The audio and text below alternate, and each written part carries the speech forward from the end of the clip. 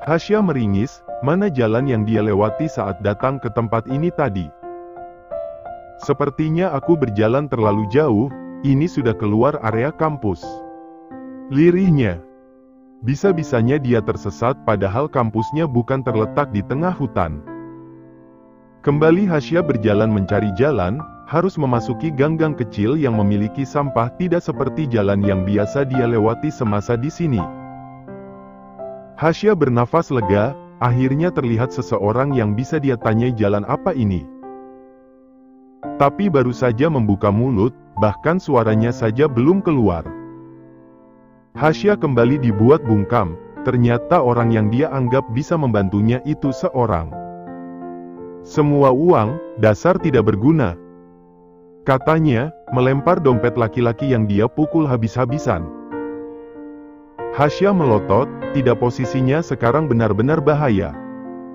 Laki-laki itu pasti tahu kalau Hasya berasal dari keluarga berada hanya dengan sekali pandang. Perlahan tapi pasti, Hasya melangkah mundur.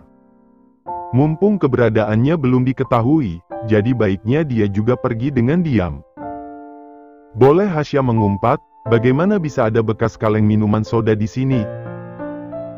Laki-laki itu menoleh cepat, dan langsung bersitatap dengan Hasya yang melotot. Hei! Teriaknya, tepat Hasya langsung berlari sekuat tenaga. Tidak peduli jalan lagi, dia tetap berlari tanpa menoleh ke belakang yang sudah jelas laki-laki itu pasti mengikutinya. Damian! Lirihnya takut. Sudah handphonenya yang lowbat hingga tidak bisa menghubungi sang suami, lagi Hasya ditimpa sial dengan bertemu berandalan tukang rampas. Lepas! Teriaknya, begitu dia masuk ke dalam dekapan seseorang. Hasya menangis, tamat riwayatnya. Bagaimana bisa laki-laki itu mengejarnya secepat ini? Akhirnya, aku temuin kamu. Setelah suara itu, baru Hasya berhenti memberontak. Dia menangis lagi, aroma parfum kesukaannya, iya Damian datang menemukannya. Aku takut. Lirihnya, membalas pelukan Damian dengan erat. Damian mencium pucuk kepala sang istri, tapi tatapan fokus ke depan. Pada seseorang yang membuat istrinya takut, tapi kini laki-laki itu berbalik arah karena sudah tidak ada yang bisa dia kendalikan lagi pada Hasya yang menonton aksi merampas uang tadi. Di tempat lain, Dinda merasa dunia tidak berpihak padanya hari ini. Dengan kesal gadis cantik pemilik suara toa ini menendang ban motornya yang pecah. Lo kenapa sih, nggak orang-orang di kampus, nggak lo? Sama aja nyebelinnya. Duduk di pinggir jalan, beruntung ada pohon besar hingga dirinya tidak harus mengumpat karena panas di siang hari ini. Dinda menghela napas, perkara dia yang melawan seniornya kemarin. Semua orang mendadak membencinya dengan alasan yang Dinda sendiri tidak paham. Apa salah dia membela diri sendiri atau tuduhan yang memang bukan dirinya lakukan?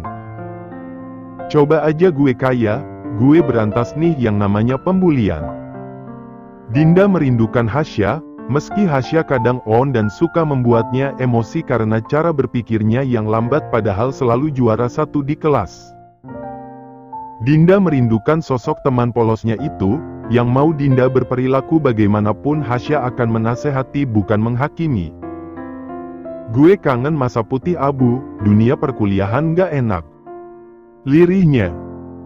Dinda termenung. Ternyata lebih menyenangkan saat masih berada di masa putih abu yang hanya mengeluh upacara hari Senin dan pakaian yang itu-itu saja daripada dunia perkuliahan yang kebanyakan temannya toksik. Meratapi apa sih? Dinda kaget, tangannya refleks memukul orang yang bertanya tadi. Anjir woi ngapain sih? Teriaknya. Lo. Tunjuk Dinda emosi, menatap sosok mantan pertamanya itu dengan mata yang menyala. Lo setan ya, nyelonong sana nyelonong sini. Setan mana yang bisa seganteng, semanis, selimut gue? Dinda memutar bola matanya malas. Lo bukan gula yang dikerumuni semut. Emang yang ngerumunin gue bukan semut, tapi cewek-cewek. Itu namanya playboy pea. Emosi kan jadinya, astaga bulan suci tapi bawaannya meledak mulu. Sabar Din, kasihan cuma dapat lapar tapi pahalanya enggak. Sok tahu, emang lo ustadz? Katanya ngegas.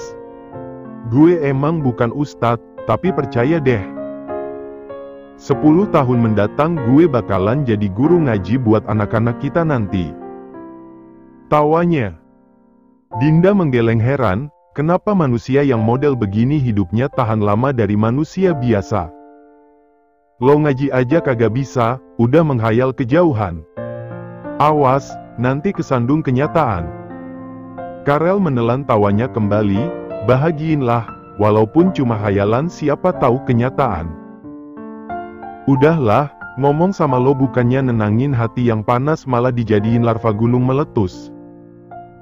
Dinda berdiri dari duduknya, dia bersiap mendorong motornya untuk mencari bengkel dekat sini. Duduk aja Din, beres motor lo sama gue. Enggak, takutnya nanti lo jual lagi motor gue. Katanya sewot. Kok gitu sih Neng, abang bisa beli motor sendiri. Sekalian sama tempatnya juga bisa abang beli. Ya bisa tapi pakai duit ortu lo. Ucap Dinda memotong perkataan Karel. Tuh kan Rel, tadi Dinda udah bilang. Kesandung kenyataan itu nggak enak. Sakit tapi tidak berdarah. Katanya, memegang dada dan mendramatisis seperti aktor yang paling handal. Rel, lo jangan uji kesabaran gue deh. Bisa aja lo ketawa sekarang, tapi menit berikutnya motor gue melayang ke lo. Ucap Dinda serius, nampak sekali kesalnya. Karel menahan tawa, ya kali lempar motor ke dia.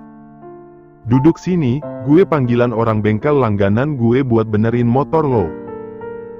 Makasih tapi nggak perlu, gue cari bengkel deket sini aja. Kualitas bagus tapi harga ramah. Elah pikiran lo kejauhan, mana mungkin lo yang bayar. Jelas gue lah, harga diri gue jatuh dong kalau cewek yang bayarin.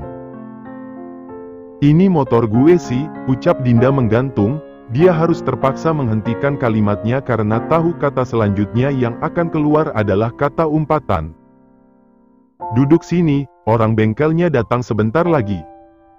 Lo cukup duduk diam nan manis, sekalian bincang-bincanglah sama.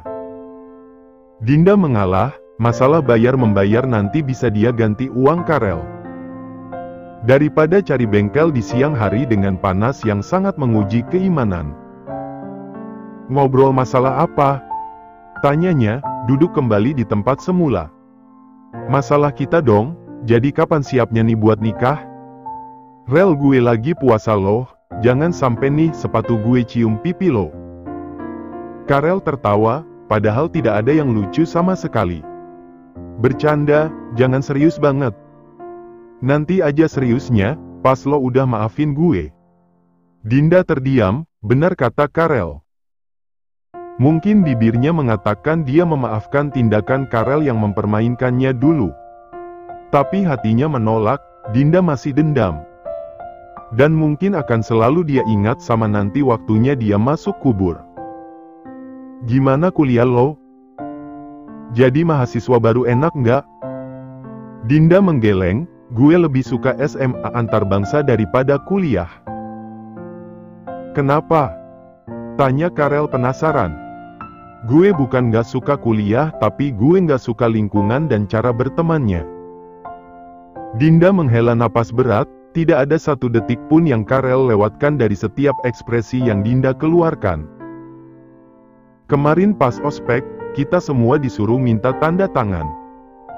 Kebetulan gue nemu satu cowok yang juga anggota BEM. Gue mintalah tanda tangan dia, tapi dianya malah ngegombal nggak jelas. Bukan cuma ke gue doang, tapi ke setiap mahasiswi yang sekiranya menurut dia cakep. Karel mengangguk mengerti, jadi maksud lo kena kasus senioritas? Mungkin. Dinda mengangkat bahunya acuh. Nggak ada yang mau temenan sama gue karena berantem sama pacar dari anggota BEM itu, karena gue ngelawan mereka semua ngejauh tanpa alasan.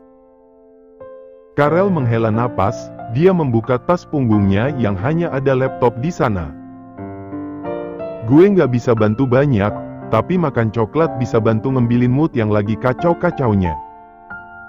Dinda tersenyum, menerima coklat pemberian Karel. Makasih. Karel hanya mengangguk dengan senyumannya, dia bahagia senyum indah sang mantan kembali terbit seperti bulan yang dia tunggu setiap malam. Di sisi lain, Hasya dan Damian. Aku bisa jelasin. Ucap Hasya takut-takut, Damian memang tidak mengatakan apa-apa perihal dirinya yang tidak tahu jalan. Tapi, justru diamnya Damian yang Hasya takutkan. Tadi aku asal jalan aja sampai nggak ngeliat jalan mana yang aku lewatin. Damian masih diam, mereka berjalan keluar dari gang demi gang yang Hasya lalui. Aku tahu kamu marah, tapi baiknya kamu omelin aku aja daripada cuma diem kayak patung. Ucapnya mulai kesal, padahal kan di sini Hasya yang salah. Damian tidak merespon, Hasya sudah ingin mengulek kepala suaminya sendiri hingga menjadi sambal terasi.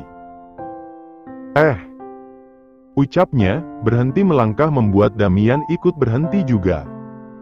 Jangan nakal. Akhirnya, dua kata dengan suara lembut itu Hasya dengar lagi. Tapi sayangnya bukan itu yang menjadi fokusnya tapi sesuatu yang menggoda iman di depan sana. Aku mau itu. Tunjuknya, pada sebuah buah-buahan segar yang membuat air liur Hasya ingin menetas. Damian terdiam sejenak, dia tidak pelit sungguh. Dia akan membeli semuanya tanpa terkecuali tapi. Kalau buah yang Hasya mau itu dijual. Tapi ini. Buahnya masih di atas pohon dan milik seorang warga. Haruskah Damian marah atau gemas karena kejadian seperti ini terulang lagi? Lihat deh, jeruknya orange semua. Pasti mateng, manis, enak. Kata Hasya, dirinya berucap seperti benar-benar mengidamkan jeruk itu. Kamu hamil? Tanya Damian dengan polosnya. Kamu lupa, kita kan belum itu.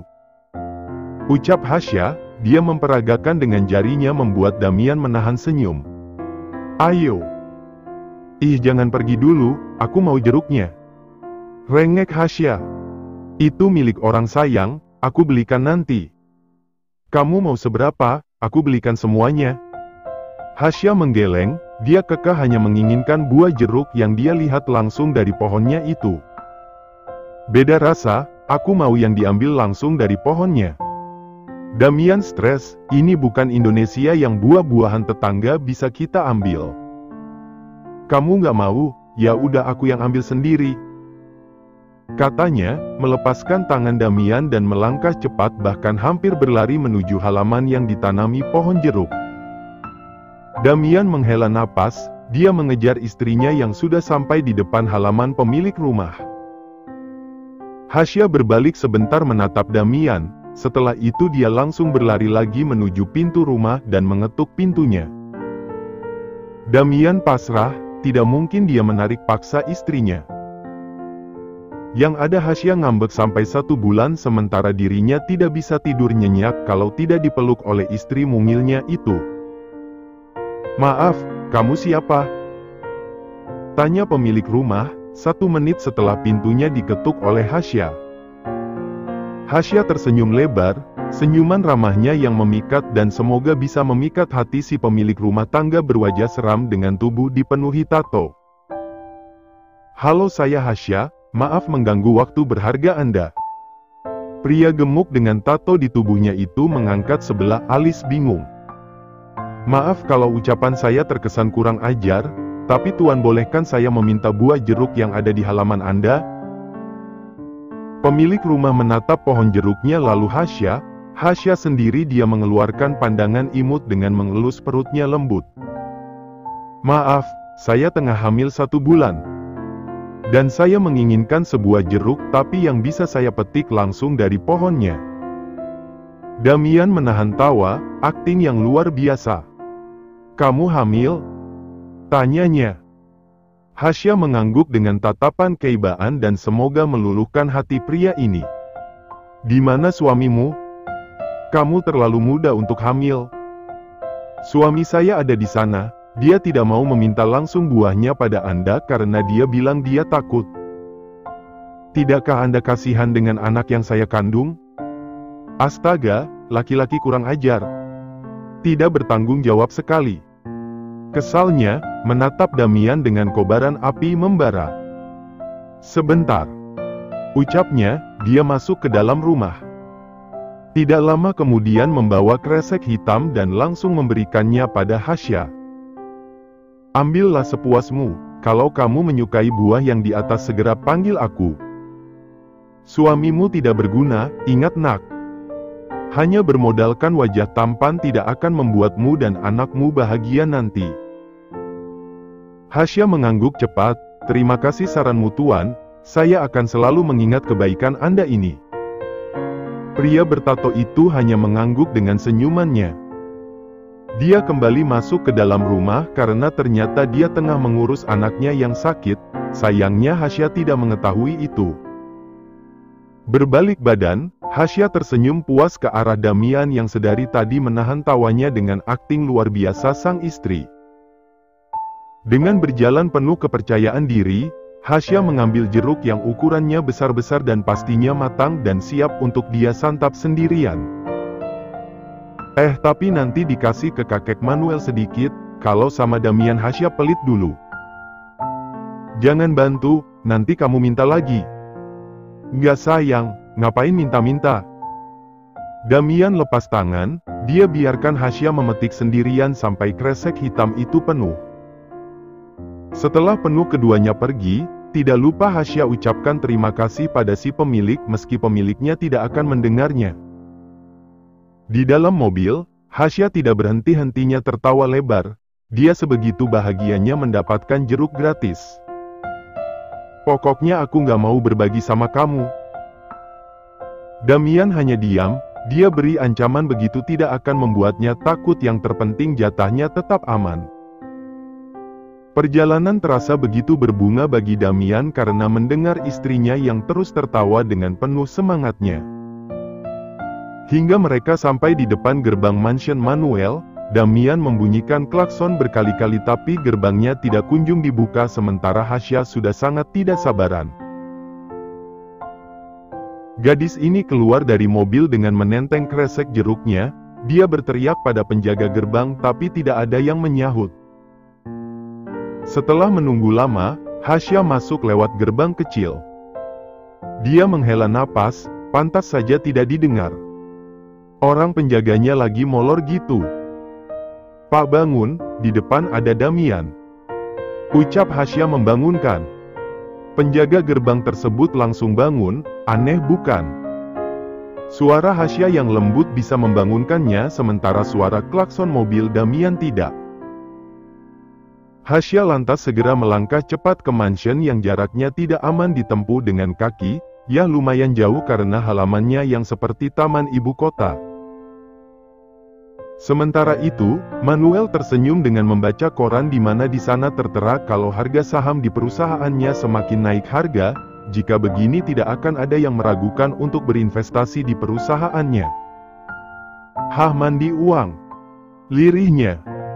Semakin banyak uang semakin banyak yang akan tunduk di bawah kakinya dan sukarela lehernya diinjak-injak. Grandpa! Teriakan penuh semangat dari cucunya, Manuel mengangkat wajah. Dia agak kaget dengan Hasya yang berlari ke arahnya dengan sebuah kantung kresek di tangannya. Grandpa, lihat Hasya bawa oleh-oleh apa? Senyumannya menular pada Manuel yang tadi sempat kaget. Kapan kembali sayang? Grandpa tidak mendengar suara mobil. Oh itu, Hasya nggak sabaran jadi keluar mobil terus lari ke sini. Soalnya gerbangnya nggak dibuka-buka sih, penjaganya nggak tahu kemana. Manuel menghela napas, pelayan tidak tahu diri. Hasya bawa jeruk, dijamin manis, segar, dan pastinya gratis. Kamu beli di mana? Tanya Manuel. Dia menerima suapan Hasya begitu jeruknya selesai dia kupas. Minta sama orang. Manuel terbatuk, apa? Minta sama orang? Gimana, Grandpa pasti terharu kan? Saking manisnya sampai mau nangis gitu. Damian tidak membelikannya untukmu? Anak itu perhitungan pada istrinya sendiri. Ucap Manuel menaikkan nada suara. Ih, bukan gitu. Ucap Hasya, membungkam Manuel. Ini Hasya minta karena mau, soalnya makanan kalau kita minta terus gratis rasanya lebih enak. Manuel menatap Damian penuh tanya, apa maksudnya itu? Intinya yang gratis itu enak. Ucap Hasya, memakan jeruknya yang manis seperti madu. Damian hanya menggeleng, mau bagaimana lagi? Istrinya terlalu Indonesia untuk doa yang apa-apa harus beli tanpa ada kata embel-embel meminta.